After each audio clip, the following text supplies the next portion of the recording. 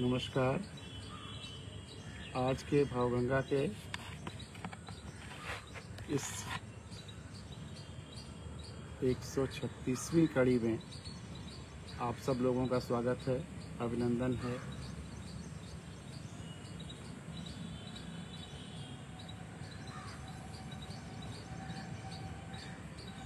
आज कुछ चीज़ें, कुछ बातें बच्चों के माध्यम से और एक व्यक्तित्व, एक अद्भुत अनोखे व्यक्तित्व के बारे में चर्चा, शायद आप जानते हों, लेकिन उनका काम किसी भी दुनिया के बड़े से बड़े जिनको हम रोल मॉडल मानते हैं उनसे बड़ा है, और सही रोल मॉडल वही हैं या उन जैसे लोग हैं। अगर उन जैसे लोगों के बारे में आपको पता चले मुझे बताइए, तो मैं उसको भावगंगा पर सबको बता करके बहुत खुशी महसूस करूँगा। ऐसे लोगों के से कार्यों से और उनकी चर्चाओं से भावगंगा पवित्र होती है। तो कुछ कविताएं आज जिसमें बच्चे शामिल हैं या बच्चों के माध्यम से कुछ कविताएं। कच्ची मिट्टी। लोग कहते हैं कच्ची मिट्टी होते हैं बच्चे। लोग कहते हैं कच्ची मिट्टी होते हैं बच्चे, क्या वे बड़े होकर पक जाते हैं पूरे? लोग कहते हैं कच्ची मिट्टी होते हैं बच्चे,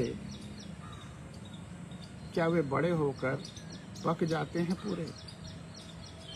शायद भीतर के किसी कोने में, शायद भीतर के किसी कोने में मिट्टी, कच्ची मिट्टी बची रह जाती है।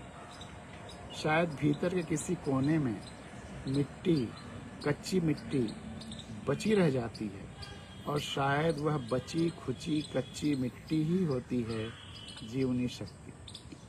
और शायद वह बची खुची कच्ची मिट्टी ही होती है जीवनी शक्ति।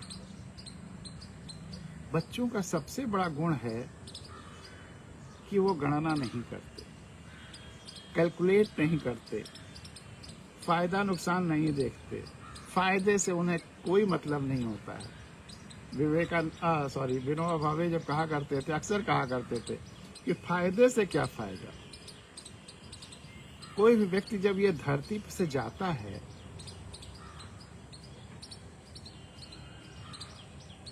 अगर जाते समय उसे होश हो और कोई उससे पूछे कि तुम्हें जिंदगी में लगातार फायदा के चक्कर में पड़ने से कोई फायदा हुआ या मरने के बाद, तो पूछा ही नहीं जा सकता। नहीं तो सबका जवाब नकारात्मक होता। सब कहते एक बच्चे की तरह से जियो। बच्चे की तरह से जीना ही ईश्वरीय तरीके से जीना है।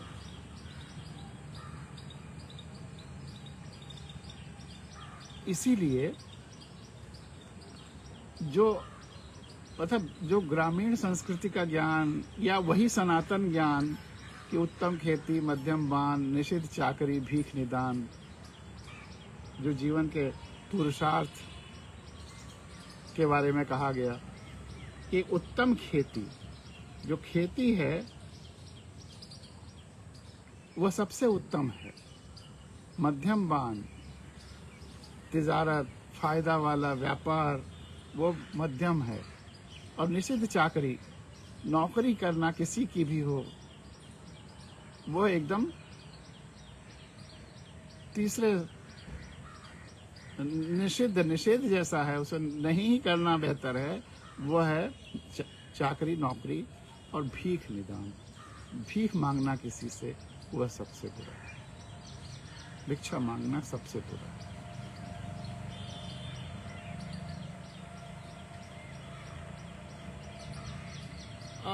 शायद ब्राह्मणों की जो जन्मना ब्राह्मणों की दुर्दशा भी हुई, वो इसी वजह से कि जब कह दिया गया बाभन को धन केवल भिक्षा, भीख मांगना ही उनका धन मान लिया गया, वहीं से उनका डिप्रिसिएशन और शुरू हो गया। मेहनत। तो उत्तम खेती, खेती क्या है? मध्यम बान, जो तिजारत रहित है, जो प्रकृति और ईश्वर पर आधारित है, सबसे जुड़ाव पर आधारित है। किसान अगर खेती करता है, भले अपने खेत में कर रहा हो, तो वो पूरी प्रकृति से जुड़ करके वो खेती हो रही है, और उसमें कोई कैलकुलेशन नहीं है कि एक बीज बोएंगे तो ये पेड़ उगेगा तो इतना होगा।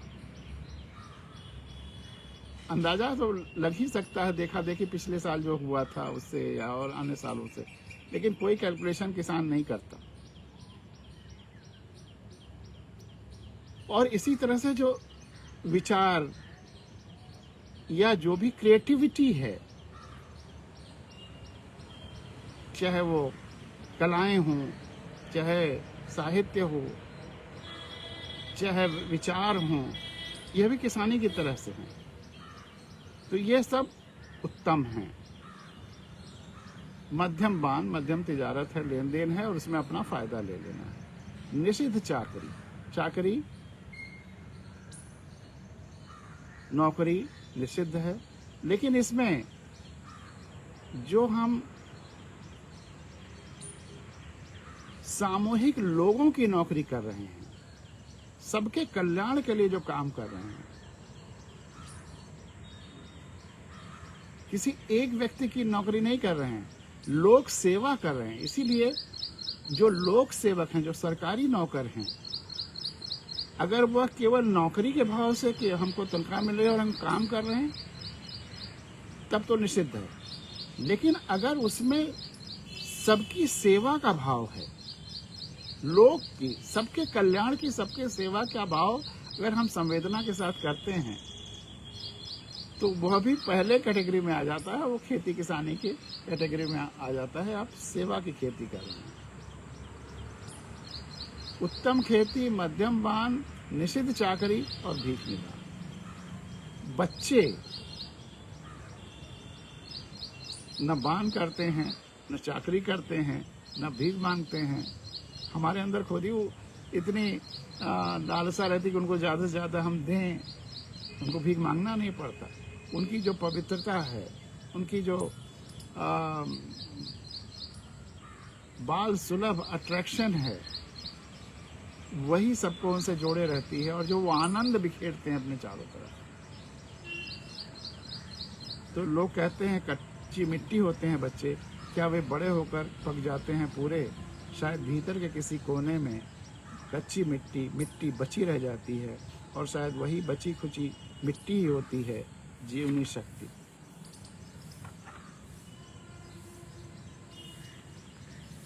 एक कविता मैंने कई बार सुनाई भी है, एक कोलंबस, सॉरी गांठ कविता। रहीम के उस दोहे को मुझे वो गलत लगा, और इसीलिए मैंने उसको काटते हुए ये कविता लिखी। जब उन्होंने कहा कि रेमंद धागा प्रेम का मत तोड़ो चिटकाए, और जोड़े से फिर ना जुड़े गांठ पर जाए। पहली बात तो ठीक है, पहली लाइन तो ठीक है, लेकिन दूसरी लाइन एकदम गलत है। पहली लाइन जब वो कहते हैं कि रेमंद धागा प्रेम का मत तोड़ो चिटकाए, ठीक है, लेकिन दूसरा कि तोड़े से फिर ना जोड़े, फिर अगर टूट जाए तो जोड़े से फिर ना जुड़े गांठ पड़ जाए। क्यों गांठ पड़ती है? ये गलत है। हर सांस में नई संभावना है, कुछ भी हो सकता है। हर सांस में सारा परिवर्तन हो सकता है। एकाएक सबसे जुड़ाव पैदा भी हो सकता है। जो जुड़ाव जो टूट गया था, संबंधों के बीच कोई दूरी भी आ गई थी, वो मिट सकती है। सब कुछ होता है।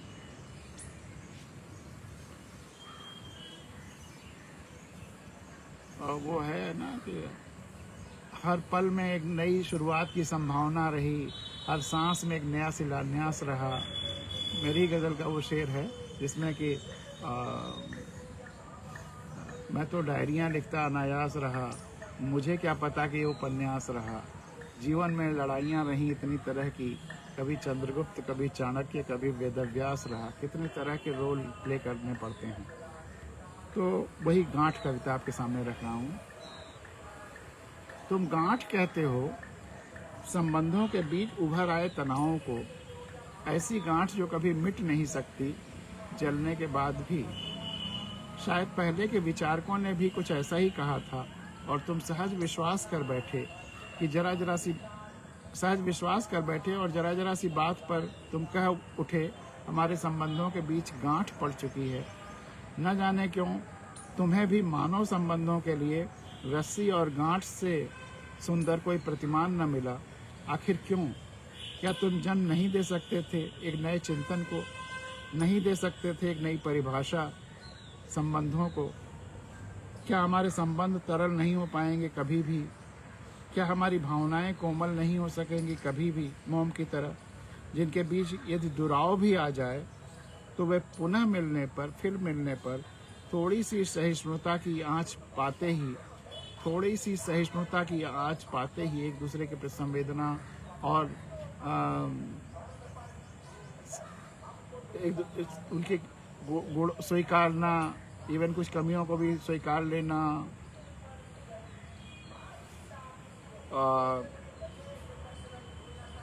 सहन कर लेना, थोड़ी सी सहिष्णुता की आँच पाकर पिघल कर फिर घुल मिल जाएं, फिर कोई कभी न खींच सके उनके बीच भेद की कोई लकीर। अब आखिरी लाइन वही बचपन की, क्या तुम भी भूल गए बचपन के वे दिन? क्या तुम भी भूल गए बचपन के वे दिन, जहाँ कोई चीज़ परमानेंटली दिमाग पे नहीं रहती, कोई झगड़ा, कोई लड़ाई, कोई इशू, थोड़ी देर बाद सब भूल भाल करके फिर खेलना शुरू कर देते हैं, रोते हैं, फिर तुरंत खुद ही खुश हो जाते हैं। तो और वही टॉलस्टॉय की कहानी भी है, child are wiser than man. इसको भी कई बार मैंने जिक्र किया है कि दो बच्चे खेलते खेलते लड़ने लगे और उनकी लड़ाई देख करके उनके परिवार के लोग लड़ने लगे और अच्छा खासा लड़ाई होने लगी, और बाद में उन लोगों ने देखा कि वो दोनों बच्चे फिर मिल करके एक तालाब के किनारे अपना पानी से खेलना शुरू कर दिए उसी तरह से। और उन्होंने फिर बाद में जब देखा किसी ने कि अरे देखो जिसके लिए हम लोग लड़ रहे हैं वो तो आपस में खेल रहे हैं, तो फिर उनमें वो लड़ाई शांत हुई। इस तरह से जो बच्चों की मानसिकता है, अगर हम बच्चों की तरह रहें, वो बच्चे हमारे अंदर बचा रहे जिंदगी भर, तो हम कितने आनंदित रह सकते हैं। बच्चे और बड़े, एक कविता फिर और सी है छोटी सी। बच्चे हर चीज़ का खेल बना लेते हैं। बच्चे को आप कोई चीज़ दे दीजिए वो उसका खेल ही बना लेगा, उसे खेलेगा, और रुपया पैसा भी दे दीजिए उससे भी खेलेगा। जो आप बहुत मूल्यवान जिन चीज़ों को कहते हैं उसको भी खेलेगा। बच्चे हर चीज़ का खेल बना लेते हैं और बड़े हर खेल की चीज़ बना लेते हैं। अगर क्रिकेट खेलने के लिए है तो उसमें भी व्यापार शुरू हो जाता है, खेलों में भी व्यापार शुरू हो जाता है, हर खेल की चीज़ बना लेते हैं। बच्चे हर चीज़ का खेल बना लेते हैं और बड़े हर खेल की चीज़ बना लेते हैं। बड़ी सुंदर हवा चल रही है आज, शीतल मानसून।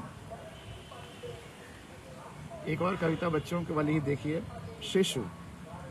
शिशु तो ईश्वर था, माहौल, परिवेश या संस्कारों ने उसे आदमी बना लिया। हर बच्चा जब पैदा होता है तो वो ईश्वर जैसा ही होता है, बिल्कुल ईश्वरीय गुणों से परिपूर्ण। शिशु तो ईश्वर था, माहौल, परिवेश या संस्कारों ने उसे आदमी बना लिया। शिशु के पास तो संबंधों, भावों, जुड़ावों का अनंत आकाश था। परिवेश ने कुछ रिश्ते, कुछ नाम गढ़ लिए। वो सबसे जुड़ाव महसूस करता था। हमने उसको सिखाया कि नहीं ये ज़्यादा करीब हैं, ये हमारे ये हैं, ये वो हैं, रिश्ते बताए। उसके पास तो ध्वनियों का समंदर था। बच्चा जब बड़ा होता है तो इतने तरह से जितनी ध्वनियाँ निकाल सकता है, निकाली जा सकती हैं। किसी बच्चे को कोई भी भाषा बोलने के लिए सब निकालता है। उसमें से जिस भाषा के परिवेश में रहता है वो लोग जब उसको अप्रिशिएट करते हैं, रीइंफोर्स करते हैं, वो उसको रिपीट करता है और उसी से वो भाषा वो बोलने लगता है। तो उसके पास तो ध्वनियों का समंदर था। परवेश ने उसमें से कुछ शब्द, एक भाषा निकाली। शिष्य तो ईश्वर था, माहौल, परिवेश या संस्कारों ने उसे आदमी बना दिया। शिशु के पास तो संबंधों, भावों, जुड़ावों का अनंत आकाश था। परिवेश ने कुछ रिश्ते, कुछ नाम गढ़ लिए। उसके पास तो ध्वनियों का समंदर था। परिवेश ने कुछ शब्द, एक भाषा निकाल ली।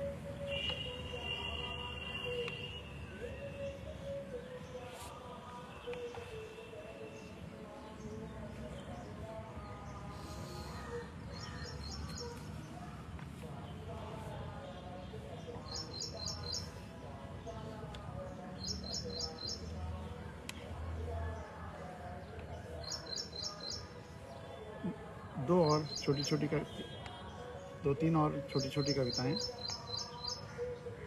माँ पर अधिकार का तरीका। माँ पर अधिकार जमाने का तरीका उसको अपने हाथों में पकड़ लेने का या कब्जे में रख लेने का नहीं होता, बल्कि खुद बैठ जाना होता है उसकी गोद में। उसकी गोद में। तो जब हम बैठे चल रहे हैं धरती की गोद में, सूर्य की रोशनी की गोद में, चंदा की रोशनी की गोद में, चंदा की चांदनी की गोद में, तारों की झिलमिलाहट की गोद में, तो ये सब हमारे हैं। शिशु बच्चे की गोद में बैठ जाता है तो बच्चे की गोद में बैठ जाना ही माँ पर अधिकार कर लेना है, यह अधिकार होना है। तो वैसे हम जिसकी गोद में बैठे हुए हैं वह सब हमारे हैं, और सब हमारे, जैसे हम माँ की गोद में बैठे हुए हैं, चाहे धरती माँ, चाहे प्रकृति माँ, चाहे चंदा माँ की जब मामा कहते हैं उसके चांदनी में, या सूरज की गोद में, जिसकी गोद में बैठे हैं वो सब हमारे हैं और हम उनके बच्चे हैं। तो हम कितने भी बड़े हो जाएं, इन सबों के, चाहे धरती माँ हो, चाहे चंदा मामा हो, चाहे सूरज पिता हो, चाहे प्रकृति माँ हो, सबके बच्चे हैं। हम जिंदगी भर बच्चे हैं, उस बच्चे होने का एहसास करें। और हमारे इन रिश्तों की जो शक्ति है वो सब हमारी है। हम एहसास तो करें, सारी सूर्य की शक्ति हमारी है, सारी चंद्रा की शक्ति हमारी है, सारी प्रकृति की शक्ति हमारी है, सारी धरती की शक्ति हमारी है। लेकिन अगर हम जुड़ाव महसूस करेंगे तो उसका इस्तेमाल कर पाएंगे। एक और कविता देखिए। तुमने कहा मेरे पैर गंदे हैं। बच्चों के लिए भी कभी कोई कह सकता है अच्छा तुम्हारे पैर गंदे हैं। लगातार बिना चप्पल कौन पहनता? बच्चा बिना चप्पल पहने ही या जूता पहने ही घूमते रहते हैं। तो बच्चों के संदर्भ में भी और बड़ों के संदर्भ में भी, तुमने कहा कि मेरे पैर गंदे हैं। तुमने नहीं देखी मेरी यात्रा, मेरी साधना। तुमने कहा कि मेरे पैर गंदे हैं। तुमने नहीं देखी मेरी यात्रा, मेरी साधना। मैंने पैरों की जगह मन साफ रखने की कोशिश की। मैंने पैरों की जगह मन साफ रखने की कोशिश की। उस दिन तिलक और रविंद्रनाथ टैगोर का जो बातचीत दिया था, बताया था, और जिस दिन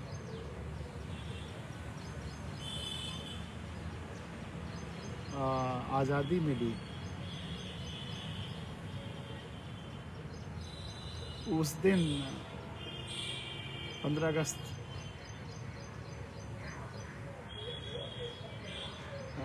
47 को, उस दिन टैगोर नहीं थे। 46 में उनकी डेथ हो गई थी। तो तिलक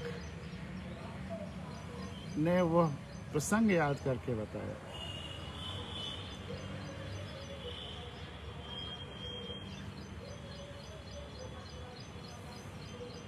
कि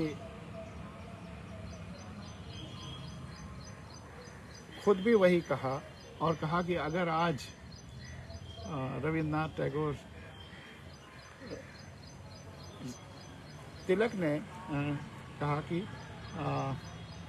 गांधी जी से कि अगर आज रविन्द्रनाथ टैगोर जिंदा होते तो उन्हें बड़ा आश्चर्य होता कि आप यहाँ पर क्यों हैं, आपको दिल्ली में होना चाहिए था। गांधी जी से कहा, आपने जिस मिशन के लिए ज़िंदगी भर काम किया, अगर वो मिशन पूरा हो गया तो आपको वहाँ होना चाहिए। तो गांधी जी का उत्तर बड़ा प्यारा था। उन्होंने कहा कि मैं अपनी सफलता, देश की आज़ादी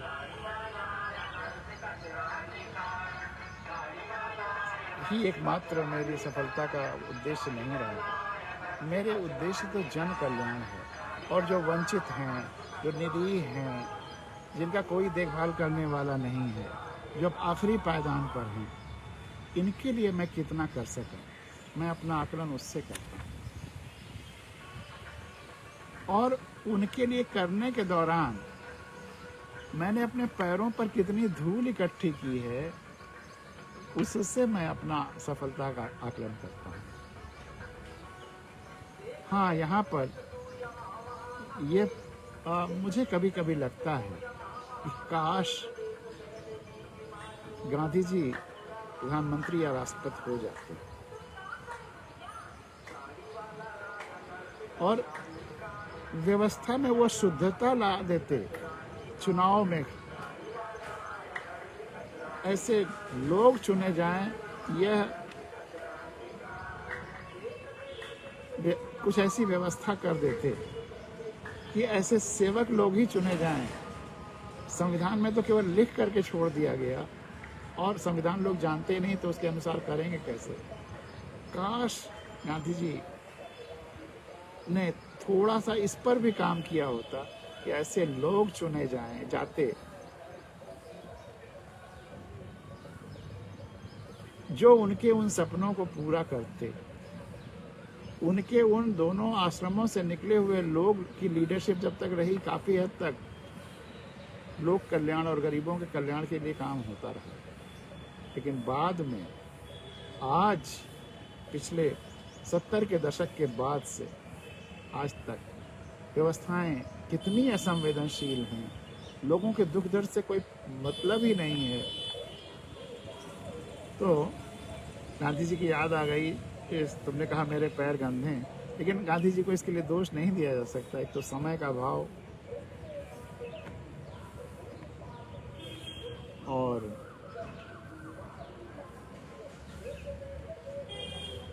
इतिहास ही कुछ और हो गया होता अगर गांधी जी ने थोड़ा सा ये कर लिया होता कि प्रधानमंत्री या राष्ट्रपति या जो सर्वोच्च पद ले लिया होता। पद से परहेज नहीं करते, 2 पद पे धूल इकट्ठा कर ही रहे थे। काश वो सबसे सर्वोच्च पद लेकर के उसको धूल दूसरित कर देते तो और आनंद आ जाता, देश को इतना झेलना नहीं पड़ता। सेकेंडरी टाइप ऑफ लीडरशिप से बात बनी नहीं।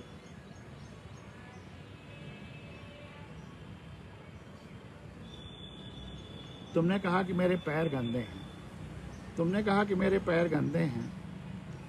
तुमने नहीं देखी मेरी यात्रा, मेरी साधना।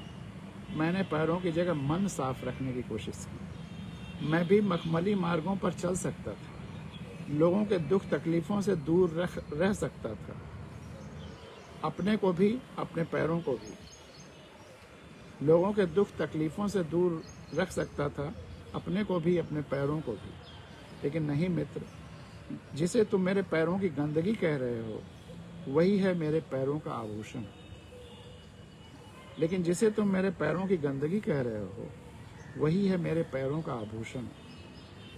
और चरण रज वहीं होते हैं जहाँ पैरों में गंदगी होती है, और चरण रज वहीं होते हैं जहाँ पैरों में, और चरण रज वही होते हैं जहाँ पैरों में वो गंदगी होती है जब पैर दूसरों की सेवा करते करते उस पर ये रज या गंदगी जमती है। बहुत साफ चमकते हुए पैर अजायब घरों में, म्यूजियमों में रखे जा सकते हैं, बहुत साफ चमकते हुए पैर म्यूजियमों में, अजायब घरों में रखे जा सकते हैं, लेकिन वे नहीं दे सकते किसी को राहत या संबल।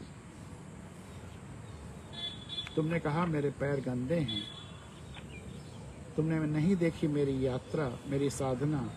मैंने पैरों की जगह मन साफ रखने की कोशिश की।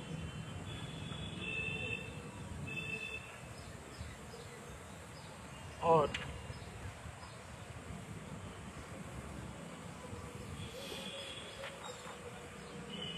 एक और छोटी सी कविता सुनाकर कविताओं का सिलसिला बंद करते हैं और वो उस महान व्यक्तित्व पर चर्चा करते हैं। गुड़िया।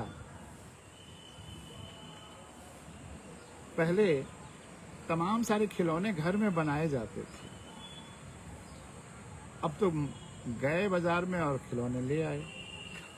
उन दोनों की तुलना करते हुए देखिए,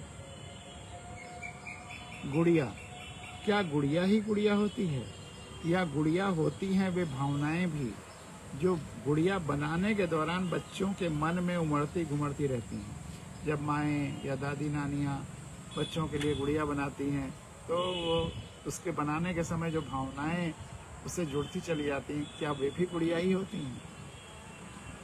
क्या गुड़िया ही गुड़िया होती है, या गुड़िया होती हैं वे भावनाएं भी जो गुड़िया बनाने के दौरान बच्चों के मन में उमड़ती घुमड़ती रहती हैं? क्या गुड़िया नहीं होती वह अंदर के ढांचे की चीज़ें, वे लकड़ी की डंडियाँ जिनसे हाथ पैर बनते हैं, वह सफ़ेद मार्किन का कपड़ा, वह सुई धागा और वह सिलाई, वह सलवार कुर्ता जो बनाया जाता है गुड़िया को, जो पहनाया जाता है गुड़िया को, और वह चुन्नी जो शान से ओढ़ाई जाती है। गुड़िया की सिलाई करते समय यदि वह ढीली रह जाती है तो दोबारा तिबारा खोल कर सिलाई की जाती है, तो दोबारा तिबारा खोल कर सिलाई की जाती है, जब तक कि गुड़िया चुस्त दुरुस्त न हो जाए, एकदम फिट। क्या बार बार की ये सिलाई गुड़िया नहीं होती? क्या बार बार की ये सिलाई गुड़िया नहीं होती? अब तो बाजार गए और एक डॉल खरीद लाए, क्या वह डॉल भी उतनी ही गुड़िया होती है जितनी कि बच्चियों द्वारा दादी नानी के साथ साथ बनाई गई गुड़िया? क्या वह डॉल भी उतनी ही गुड़िया होती है जितनी कि बच्चियों द्वारा नानी दादी के साथ साथ बनाई गई गुड़िया? क्यों खरीदी गई डॉल का एक भी हाथ पैर टूटते ही या नाक घिसते ही या आंख पलटते ही रद्दी में फेंक दिया जाता है, जबकि खुद की बनाई गुड़िया हाथ पैर टूटने के बाद भी फेंकी नहीं जाती, उतनी ही गुड़िया बनी रहती है। अक्सर तो दोबारा सिलाकर दुरुस्त कर लिया जाता है, क्योंकि शायद भावनाएं जुड़ी रह जाती हैं उसके हाथ पैर टूटने के बाद भी, क्योंकि शायद भावनाएं जुड़ी रह जाती हैं उसके हाथ पैर टूटने के बाद भी। शायद भौतिक विज्ञान के तरंग और कण के द्वैत अद्वैत का सिद्धांत यहाँ भी दिखता है। साइंस में है कि हर चीज़, खासकर वेव भी है और पार्टिकल भी है, और सब एटॉमिक लेवल पे तो एकदम साफ दिखता है, लेकिन मुझे लगता है कि हर लेवल पे ये साफ दिखता है।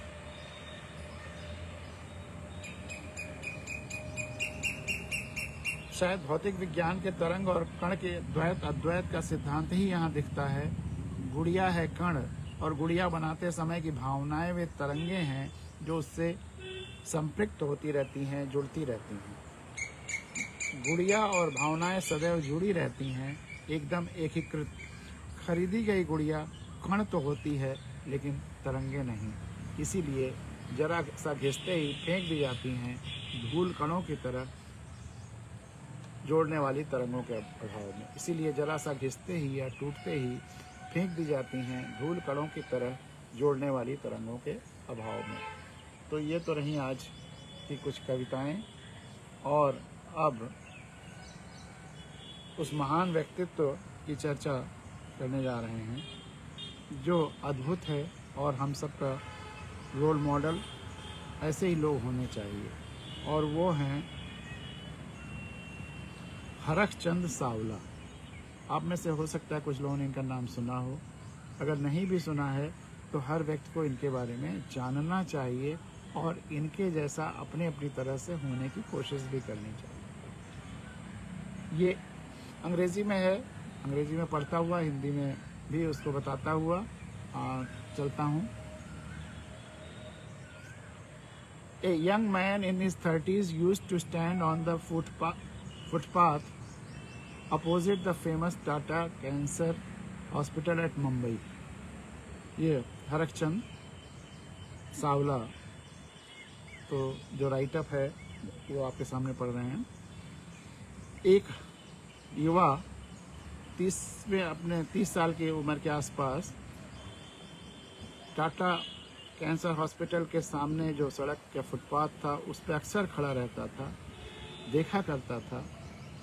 At the crowd in front, जो सामने भीड़ कैंसर हॉस्पिटल आ जा रही होती है उसको देखा करता था।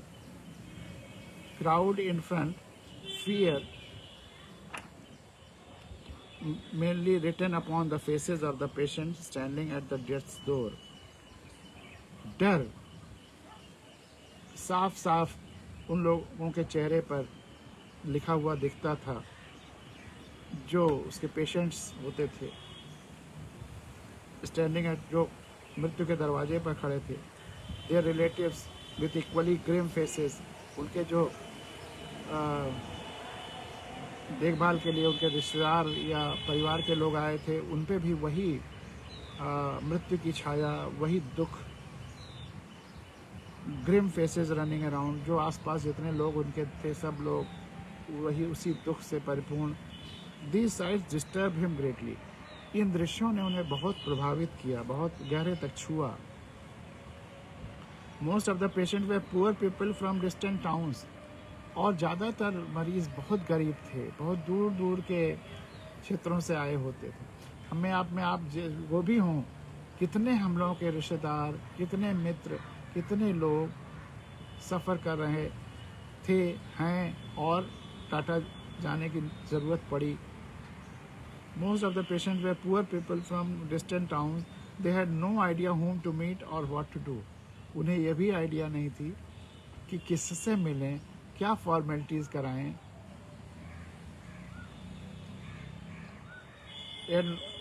No idea whom to meet, और क्या करें या किससे मिलें, और लंबी लंबी लाइनें,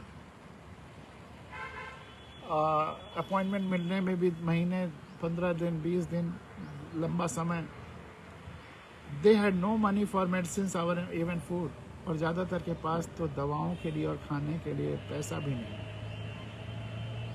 the young man heavily depressed, वो सावला ये सब देख करके इतना डिप्रेस्ड हुए, इतना आंदोलित हुए अंदर से।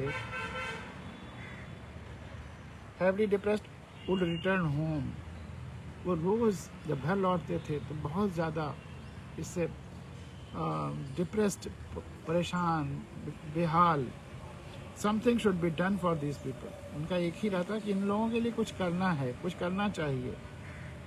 ही वुड थिंक, वो यही सोचा करते थे कि इनके लिए कुछ करना है, कुछ करना होना चाहिए। He was haunted by the thought day and night, दिन रात उनको यही दृश्य और यही सब हॉन्ट करते रहे, उनके आसपास घूमते रहे, उनकी आंखों के सामने नाचते रहे। At last he found a way, और अंत में उन्हें एक रास्ता दिखा। He rented out his own hotel, उनका अपना होटल था, उसको किराए पे दी। And was doing good business and raise some, that was doing good business, उनका एक होटल का बिजनेस अच्छा चल रहा था, उसको उन्होंने किराए पे दिया और कुछ और पैसे इधर उधर से इकट्ठे किए। From these funds started A charitable activity, और इससे उन्होंने एक चैरिटेबल काम शुरू किया, एक सेवा का काम शुरू किया। Right opposite the Tata cancer hospital, Tata cancer hospital के सामने ही ये इन्होंने चैरिटी का काम शुरू किया, इस सेवा का काम शुरू किया। On the pavement next to Kondaji building, Kondaji building वहाँ है, कोंडाजी बिल्डिंग के पास के पेवमेंट में उन्होंने ये काम शुरू किया। He himself had no idea that the activity would continue to flourish even after the passage of 27 years. उन्हें खुद ये विश्वास या उम्मीद नहीं था कि जो काम मैं शुरू कर रहा हूँ बीज के रूप में, वह 27 साल 28 साल तक अब तक चलता रहेगा और बढ़ता रहेगा, और इसी में उनको जो सेटिस्फैक्शन, जो संतोष, जो सेवा का आनंद है वो मिलता रहेगा। The activity consisted of providing free meals for cancer patients and their relatives. उन्होंने केवल शुरुआत यहाँ से की कि सबको खाना, मुफ्त में खाना, बिना किसी पैसे के खाना देना शुरू किया कैंसर के पेशेंट्स को और उनके रिश्तेदारों का, या जो भी उनके देखभाल करने वाले जो आए। The activity consisted of providing free meals for cancer patients and their relatives. Many people in the vicinity approved of this activity. आस-पास के जो और दुकान के और रहने वाले, उन लोगों ने भी इनके इस काम को बहुत पसंद किया, सराहना किया। Beginning with 50, the number of beneficiaries soon rose to 100, 200, 300. शुरुआत में 50 लोगों का खाना देना शुरू किया इन्होंने, लेकिन वह संख्या बढ़ती चली गई, 100, 200, 300। As the numbers of patients increase, और जैसे जैसे पेशेंट्स के नंबर भोजन देने के इनके बढ़ते चले गए, so did the number of helping hand, और जो हाथ इनको मदद कर रहे थे वो भी उसी हिसाब से बढ़ते चले गए। एज ईयर्स रोल्ड बाई, और जैसे जैसे साल बढ़ते चले गए, साल आगे बढ़ते चले गए, द एक्टिविटी कंटिन्यू, ये काम इनका चलता रहा, ये सेवा चलती रही। Undeterred by the change of seasons, मौसम बदलने से, जाड़ा हो, गर्मी हो या ज़बरदस्त मानसून हो बम्बई की, कभी इनका काम रुका नहीं, ये भोजन वैसे ही प्रोवाइड करते रहे। The number of beneficiaries soon reach 700, और धीरे धीरे 700 लोगों का खाना ये देने लगे रोज। Mister Harak Chand Sawla, for that was the name of the pioneer, did not stop here, लेकिन ये यहीं रुके नहीं। Harak Chand Sawla, he started supplying free medicine for the needy. ये बहुत ज़रूरी था क्योंकि गरीब लोग दवाएं अफोर्ड नहीं कर सकते, तो इन्होंने गरीबों को फ्री मेडिसिन भी देना शुरू कर दिया। In fact he started a medicine bank, एक मेडिसिन बैंक या औषधि बैंक शुरू किया। Enlisting voluntary services of 3 doctors and 3 pharmacist, उन्होंने मेडिसिन बैंक शुरू किया और एक वॉलंटरी सर्विस भी शुरू की जिसमें 3 डॉक्टर भी रहे और फार्मासिस्ट भी, कि लोगों को दवाएं भी मिलें और फ्री, अगर गरीबों को कुछ पूछना है, जानकारी करनी है तो गाइडेंस भी। ए toy bank was open for kids suffering from cancer, बच्चों के लिए टॉय बैंक, खिलौने कोई वहाँ से ले जाए जो बच्चे को कैंसर हो गया हो, फिर जब तो ठीक होकर जाने लगे या जब उसका काम ख़त्म हो जाए तो वापस करें। A toy bank was open for kids suffering from cancer. The Jeevan Jyoti trust founded by mister Sawla, Jeevan Jyoti trust इन्होंने बनाया। The Jeevan Jyoti trust founded by mister Sawla now runs more than 60 humanitarian projects. अब इसी तरह जन सेवा के, लोगों मानवीय सेवा के 60 प्रोजेक्ट अब कर रही है ये Jeevan Jyoti trust. Sawla now 57 year old works with the same vigour, और सावला जो अब 60s में है, मतलब 50s में है, 57 साल के जब ये आर्टिकल आई थी, अब हो सकता है और भी बढ़ गया हो, तो 57 साल के आसपास हैं। वर्क्स विद, अभी भी उसी उत्साह से काम कर रहे हैं। 1000 salutes to his boundless energy and his monumental contribution, कोटि कोटि इनको सल्यूट्स हैं, अभिनंदन है जो इन्होंने असीमित ऊर्जा के साथ और ये महान कार्य किया। There are people in this country who look upon Sachin Tendulkar as god. तब इससे हमारे देश का सबसे बड़ा दुर्भाग्य यही है, मैंने पहले भी कहा, ये यहाँ क्रिकेट को, फिल्मी हीरोज़ को, क्रिकेट के हीरो लोगों को और तमाम सारे ये जो व्यापारी पॉलिटिशियंस हैं या लुटेरे पॉलिटिशियंस हैं, इनको अपना रोल मॉडल मानते हैं, जबकि सही रोल मॉडल सावला जैसे लोगों को होना चाहिए। यही लोग, ऐसे काम करने लोग ही विधानसभा और लोकसभाओं में होने चाहिए, तभी वो सभी सही संवेदनशील नियम कानून बनाएंगे और देश खुशहाल होगा। कोई भी गरीब किसी बीमारी से तब औषधि के अभाव में नहीं मरेगा या देखभाल के अभाव में नहीं मरेगा।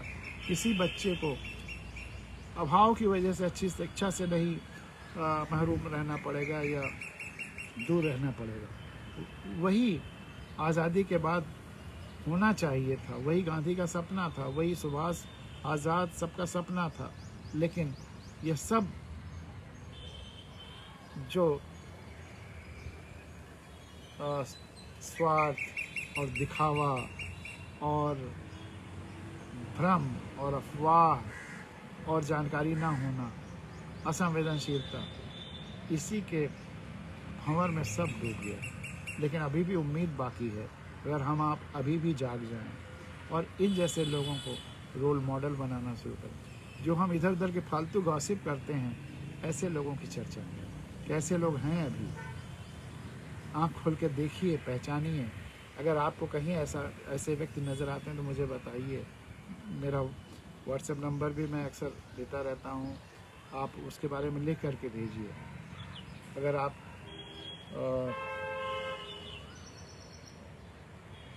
मैं इस समय फिर आपको दोनों नंबर मैं बता देता हूँ, ताकि जिनके पास ना हो नोट कर लें, और कभी भी कोई इस तरह की सूचना हमें बताएं, हम ज़रूर सबसे शेयर करना चाहेंगे।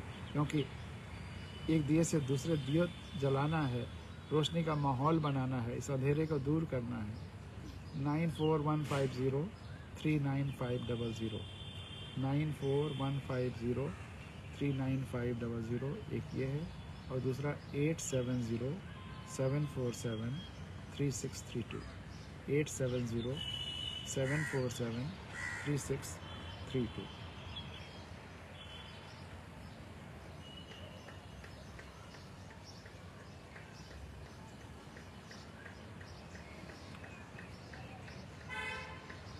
There are people in this country who look upon Sachin Tendulkar as God for playing 200 test matches in 20 years, few hundred one-day matches and scoring 100 centuries and 30,000 runs.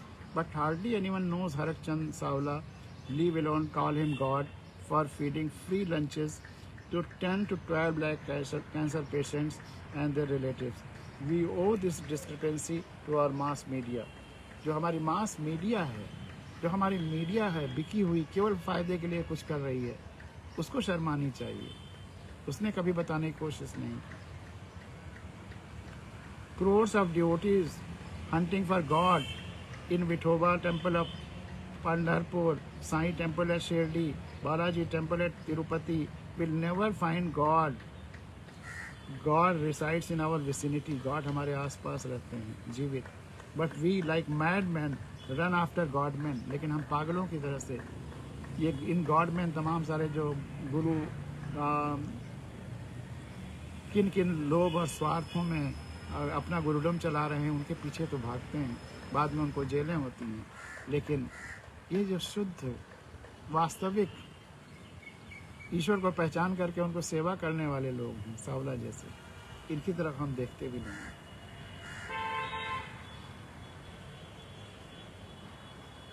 But we like madmen run after Godmen styled variously as Bapu, Maharaj or Baba. All Babas, Maharajas and Bapus become multimillionaires, but our difficulties, agonies and distresses persist unabated till death. हम पागलों की तरह से godman के पीछे, चाहे वो मंदिरों में, मस्जिदों में, धार्मिक स्थलों में, या जो अपने स्वनाम धन्य बापू, महाराज, बाबा, इनके पीछे भागते रहते हैं। एंड सभी बाबाज, महाराजाज, महाराज, बापूज बिकम मल्टी मिलियनर्स, खरबपति हो जाते हैं। और हमारी डिफ़िकल्टीज, परेशानियाँ, एगोनीज, पीड़ा और डिज़ास्टर्स, हमारी जो तबाही है वो लगातार होती रहती है, अनअबेटेड, बिना रुके हुए, till death. For last 27 years, millions of cancer patients and their relatives have found God in the form of Harak Chand Sawla. पिछले 27 सालों में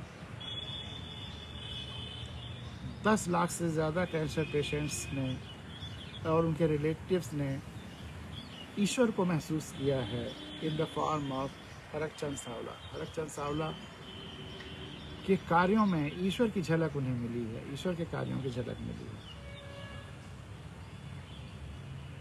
और हमारा समाज कैसा हो गया है कि एक गंदे संदे जोक, तमाम उल्टी सीधी कविताएं, तमाम असंवेदनशील लड़ाने वाले बातें या तमाम झूठ और असत्य और अफवाहें वो तो तुरंत फैलाने लगते हैं।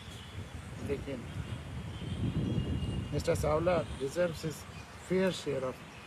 सावला जैसे लोगों के बारे में चर्चा नहीं करते, उनके बारे में नहीं बताते फैलाते। हमारी ये ड्यूटी बनती है कि सावला, हरक चंद सावला या उनके जैसे लोगों के बारे में अवश्य कम से कम जितना संभव हो सके शेयर करें, फैलाएं, लोगों में आत्मविश्वास जगाएं कि एक आदमी क्या कर सकता है, कितना कुछ कर सकता है प्रकृति के लिए, मानवता के लिए, समाज के लिए, देश के लिए। और इसीलिए मैं अक्सर आपसे पूछता हूँ कि अगर 10 ऐसे लोगों के बारे में आपको पता हो तो मुझे बताइए। मैं एक माला उनकी बना करके उन सब को आपस में जोड़ करके और लोगों में सकारात्मकता का एक आंदोलन तो शुरू किया जा सकता है। ये निराशा तो ख़त्म हो सकती है या अवसाद तो ख़त्म हो सकता है लोगों का। तो इसी के साथ आज की चर्चा यहाँ समाप्त करते हैं। और ईश्वर हर बच्चे को अद्भुत शक्तियाँ दे करके ईश्वर ही बना के भेज रहा है। तो निराश होने का कोई कारण नहीं है, बस अच्छे संस्कार देने की ज़रूरत है, अच्छा माहौल देने की ज़रूरत है, अच्छा सकारात्मक माहौल देने की ज़रूरत है। जब ये बच्चा अपने घरों में नकारात्मक माहौल में पलने लगता है तो वो भी नकारात्मक होने लगता है। उसमें हरक चंद सावला जैसे लोगों के ये उदाहरण बहुत एक सीढ़ी का काम कर सकते हैं, उनकी मानसिकता को, उनके विचारों को अच्छा बनाने के लिए, एक नया रोल मॉडल बनाने के लिए। हमें सबसे ज़्यादा ज़रूरत इस देश में सही रोल मॉडल की है। हमने गलत रोल मॉडल चलाए हैं, बना डाले हैं। जितने रोल मॉडल हमने बनाए हैं, ये फिल्म और क्रिकेट के और ये सोशल मीडिया के और तमाम सारे टीवी पर उल्टे सीधे जो प्रोग्रामों के रोल मॉडल या गलत पॉलिटिशियंस के रोल मॉडल, इनको बदलना होगा। इसी के साथ आज की भावगंगा यहाँ समाप्त करते हैं। आपका दिन शुभ हो, इसकी शुभकामना के साथ बहुत बहुत धन्यवाद, बहुत बहुत धन्यवाद।